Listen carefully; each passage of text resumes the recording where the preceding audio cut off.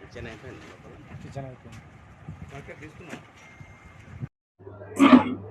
వేరే ఐటమ్స్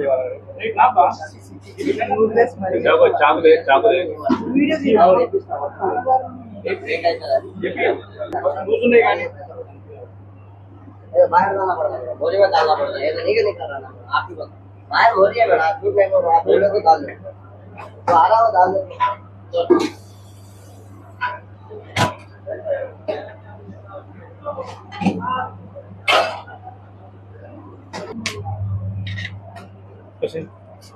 ఇది ఓపెన్ చేసుకుంటే అది అందులో వేసి భయ్యా అది ఓపెన్ చేసి అందులో వేసి रोल डाल दो హలో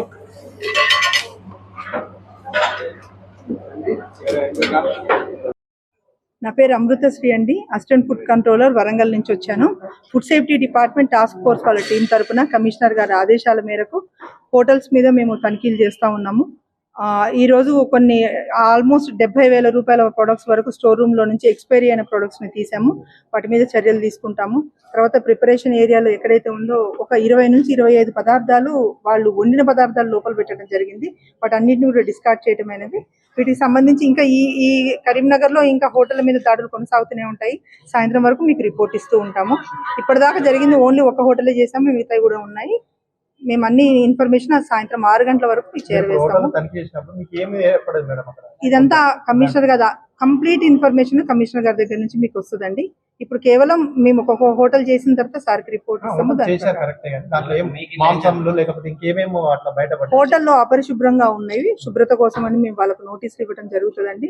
తదుపరిగా చర్యలు ఏముంటాయంటే FSSA యాక్ట్ ప్రకారం అన్నిటి మీద చర్యలు తీసుకుంటాం. స్టిల్ కొనసాగుతా ఉన్నాయండి, ఇది ఫినిష్ అవ్వలేదు.